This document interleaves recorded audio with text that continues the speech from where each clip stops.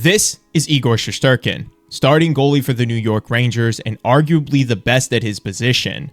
After countless runs, the New York Rangers and Shesterkin have never managed to make it past the Eastern Conference Finals, and for the team, they now find themselves without a cup for the past 30 years. This season, the Rangers have many problems they need to face roster-wise, but none bigger than the contract extension for Shesterkin. Well, a bit of interesting news leaked earlier this week regarding this contract extension, and it will blow your mind. The New York Rangers offered their star goalie a contract of $88 million, specifically an 8-year extension with an $11 million AAV, a contract that would make Shesterkin the highest paid goalie in NHL history.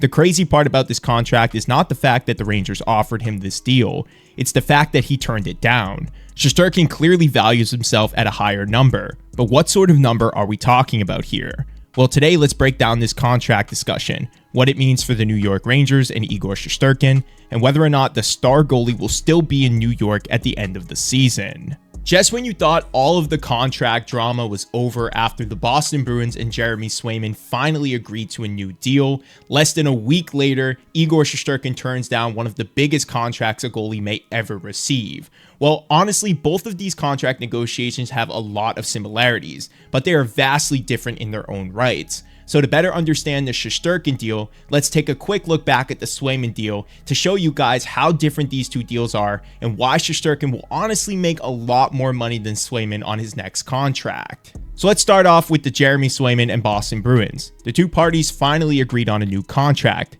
8 years by $8.25, totaling a $66 million contract extension for the young goalie. Swayman was coming off his best season, averaging a .916 save percentage and 2.53 goals against average in Boston during the regular season. To add to this, he had a .933 save percentage and 2.15 goals against average in the postseason. Now, this was Swayman's fourth season in the NHL, and throughout his tenure with Boston, he had never been a full-time starter. Rather, he split time in net with Linus Ullmark over the past 3 seasons and played only 10 games in his rookie year.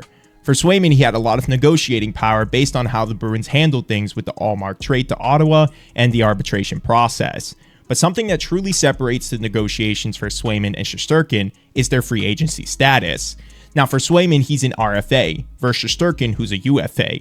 And well, you might be asking yourself, what's the difference here? Well, let's kind of break this down to help you better understand things.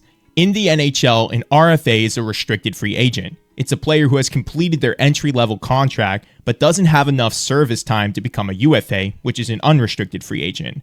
This means their current team has the right to match any contract offer that is given to them by a different organization, while a UFA, an unrestricted free agent, is completely free to sign with any team without their previous team having the ability to match the offer. So essentially, an RFA has more limitations in free agency compared to a UFA.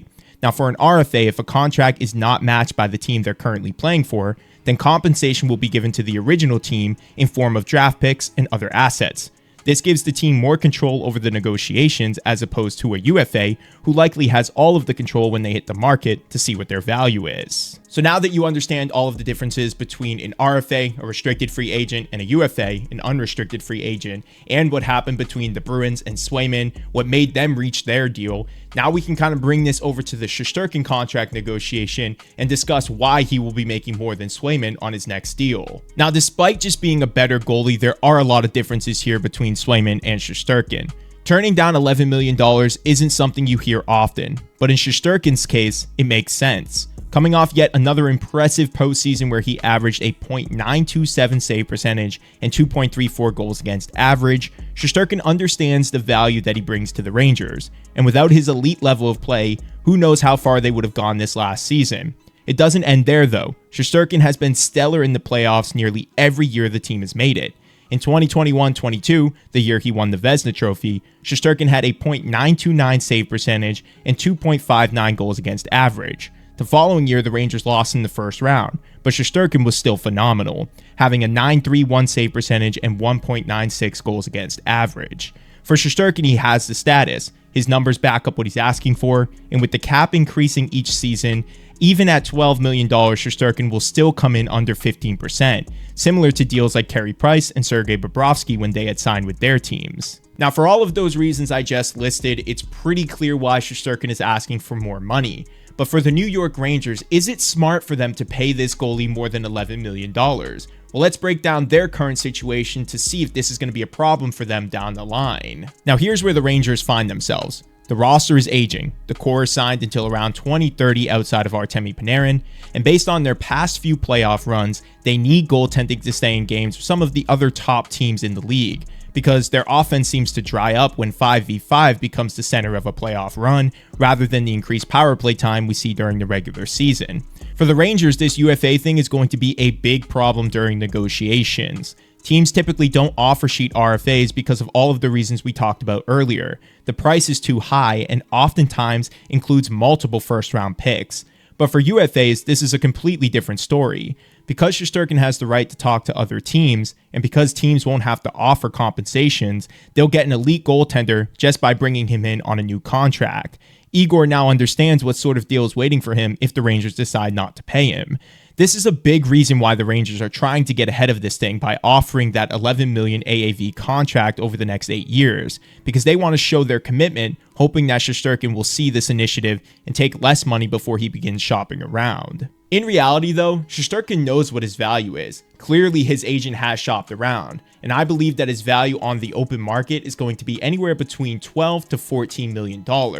So had he made a quick decision and signed with the Rangers at this $11 million AAV, he would leave almost $10 million on the table for an 8-year extension if he decided to test the waters and go to a different team. So now that you understand where all of the parties stand, let's answer the big question. Can the Rangers afford Igor Shesterkin at $12 to $14 million and still win a Stanley Cup? Well, yes and no.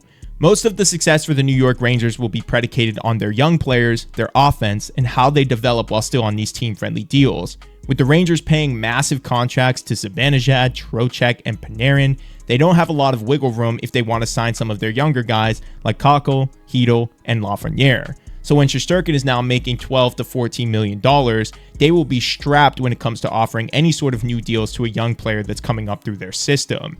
However, if the Rangers are unable to develop their young players and find themselves 2 to 3 years down the line without a cup contending roster, a regressing, aging offensive core that crumbles in the playoffs, then this team is going to be in a lot of trouble, and that contract they offer Shesterkin is going to look terrible on paper when their team isn't competing for cups and they're a below average roster. But this is where we stand today. Igor Shesterkin was just offered the biggest contract in goaltending history, $88 million over 8 years, and he turned it down.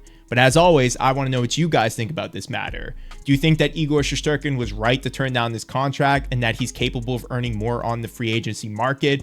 And do you think that the New York Rangers came in with a good offer and that this is probably the highest they should pay Shesterkin if they don't want to ruin the rest of their team? Let me know what you guys think in the comments below. Let's have a great discussion about this. As always, make sure you like this video and subscribe to the channel for more content like this. I will see you guys in the next one.